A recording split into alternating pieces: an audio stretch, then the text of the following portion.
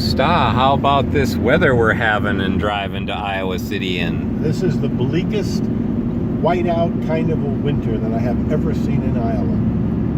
It's really fascinating to be part of this.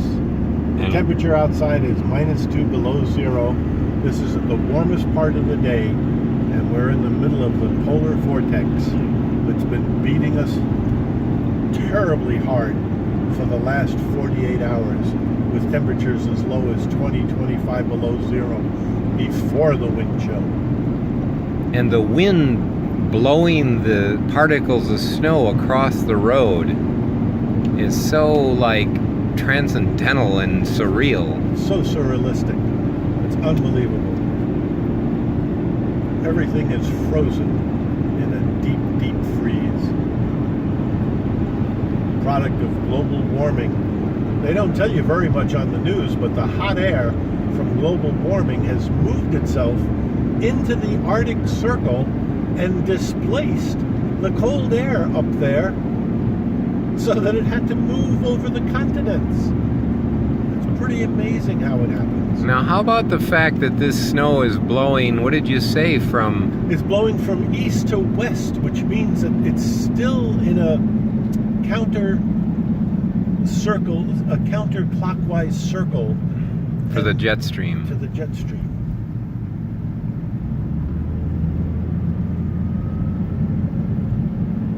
Here we are. This is Iowa City, and it's in the middle of the day, 1:15 in the afternoon on January 31st. Unbelievable. Hardly any traffic out at all. We couldn't even get our vehicles going yesterday. It was 20 below zero.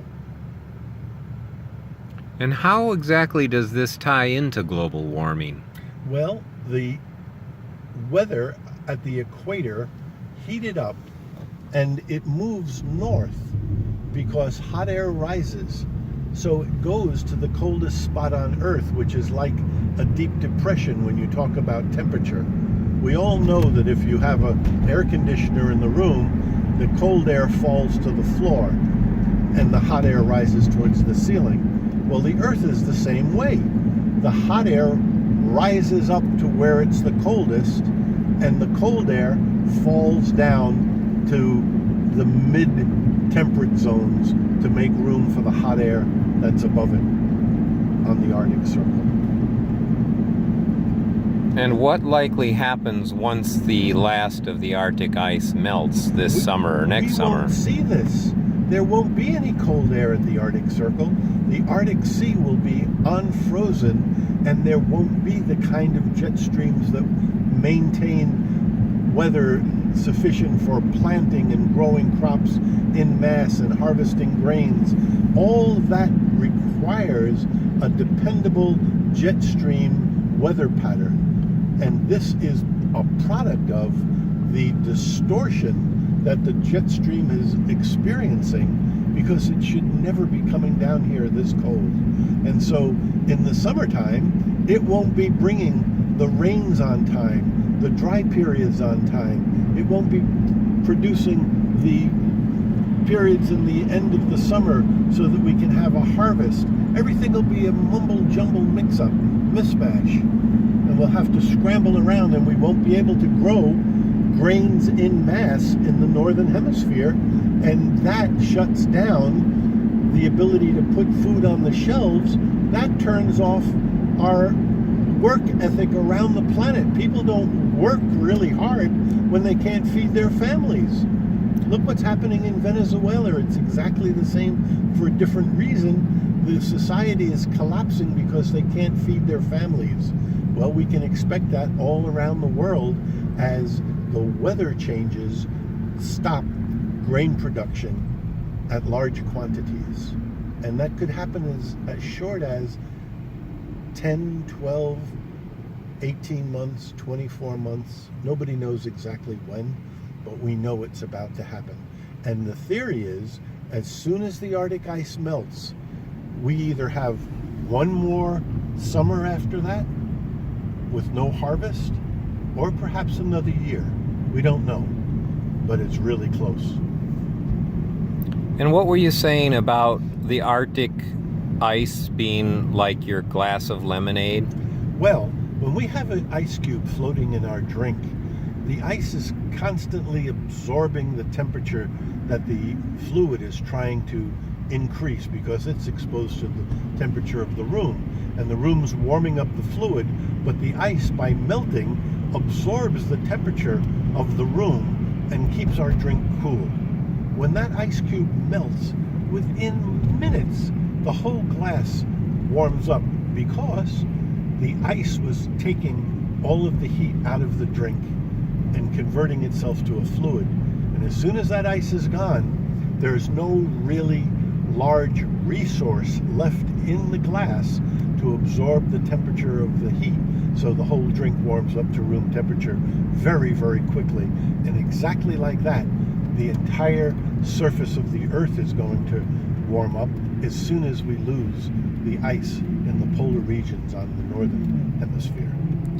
Just one more question.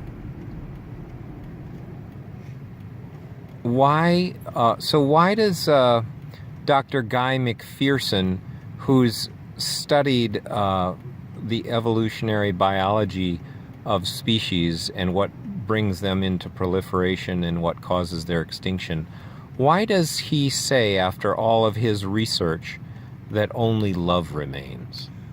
Well, for many, many reasons. He's an incredibly intelligent person, a genius in so many areas. So he knows, first of all, I'm sure, outside of his climate science, in areas of perception, that the world is only perception and qualia. So he knows that. So what is really real there? Only the things that are enduring, and the things that are enduring are love, period. That's one of the philosophical concepts that is undermining or supporting his statement. The other thing is that even if we turned off all of the engines that are heating the planet, the factories, the coal burning, the methane release from cattle production, which is by far worse than what we release from our automobiles. It's such a large impact on the environment. It's probably number 3 on the hit list of what's causing global warming. If we stop all of that, then something profound happens that they only discovered about 15 years ago and have taken out of public domain for the most part, and that is something called global dimming. Global dimming has been researched, and it's been found that in the last 40 to 60 years, the amount of sunlight falling on the Earth has been reduced by about 35% over the majority of the northern hemisphere. And that reduction in sunlight has actually been causing, and let me just back up one second. What causes that reduction are the large sulfur molecules produced by the burning of fossil fuels. They go up into the atmosphere, they're really large, moisture condenses around them, they're too small to actually cause rain, although they do increase the precipitation of rain in large mass, and that's why we have so many rain, what do they call them, rain bombs happening around the globe. But those sulfur molecules also, when they're covered with moisture, they reflect the sunlight back into outer space before it even gets into the atmosphere, and that reduces the heat on the planet by reducing the amount of sunshine the planet gets.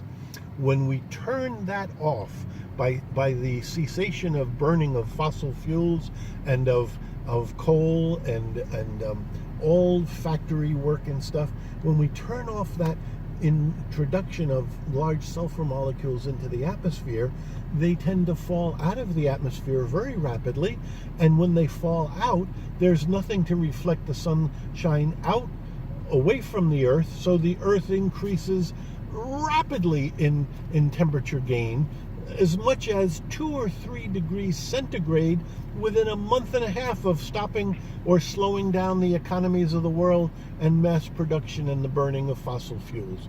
It's a lose if you stop the production and use of fossil fuels, and lose if you increase them. So he's reversed his position because he's realized that in order to keep things just slowly gaining in temperature under the global warming paradigm that we're in, we have to continue the use of fossil fuels, because if we turn them off, we heat up faster and the whole of the world ecosystem dies even faster than under the current rate of slow death, which is only going to take about 15 or 20 years, by the way, under the current system.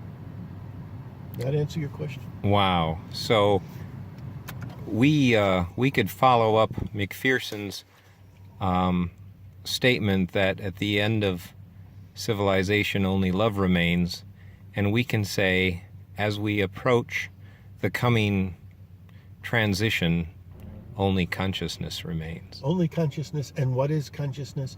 It's pure love. Some people even call it gravity. So only love remains, because everything else is about to vanish. Thanks for the update. Yeah, anytime.